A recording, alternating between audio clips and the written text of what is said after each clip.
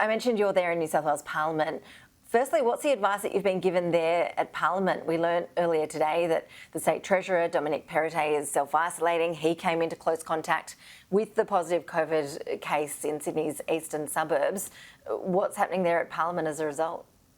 Well, we know that the New South Wales Parliament has always taken a very cautious approach to COVID-19 and putting in place restrictions.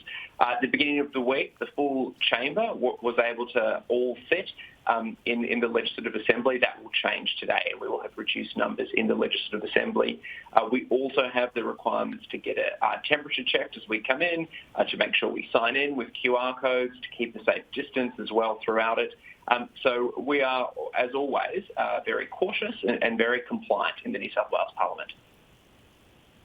I know your office is based in Sydney's east. What measures have been set up for residents who are concerned that they've been to one of the sites that we've heard about today? Are people taking advantage of those extra testing clinics that are now up and running?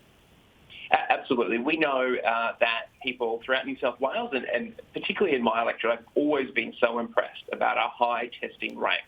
The New South Wales government, through New South Wales Health, has set up a number of new pop-up testing clinics, and anyone who has any symptoms is really encouraged to go and get tested immediately and then isolate as required, especially people who have attended any of those 19 venues, and we do expect that listing of venues to be updated throughout the day as well, and all that information is available at the New South Wales Health website. I think it is really important to remember that we know of this case, that New South Wales Health has caught this case early. The contact tracers are doing their amazing work, and people across Sydney are always very cautious and always very compliant in following the rules, and that's why we're comfortable that we know we will be able to get this under control again.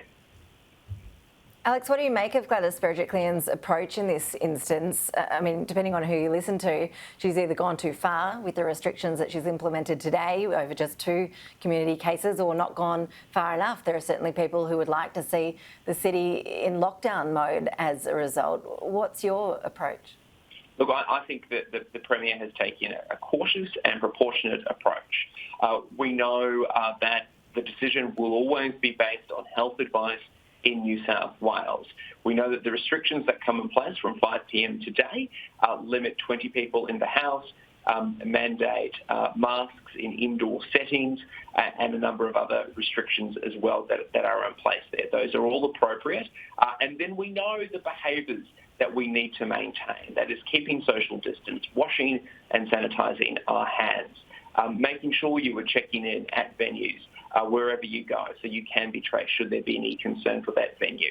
And these are all behaviours that people in New South Wales, people in my electorate know, and they're behaviours that we follow. So I think the Premier has acted responsibly in putting in place these restrictions. And we also are aware that these restrictions may, of course, change as more evidence comes to mind. I'm a big supporter of evidence-based policy, and I think that is definitely what we're seeing here in New South Wales. Are you hoping that other state premiers don't decide to lock down in terms of the borders and border restrictions with your state? Look, obviously what other states do is a matter for them.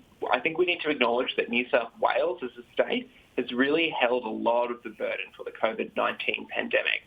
We have done that in 2 ways. Obviously, a strong health response, which includes the hotel quarantine system, where we have held the burden of that. Also, we've kept the nation's economy going by really important measures to make sure that we can operate businesses in a COVID-safe way. So I just hope that other states are cognizant of this. Obviously, they need to make decisions based on the advice they get from their chief health officers, as New South Wales will always continue to do.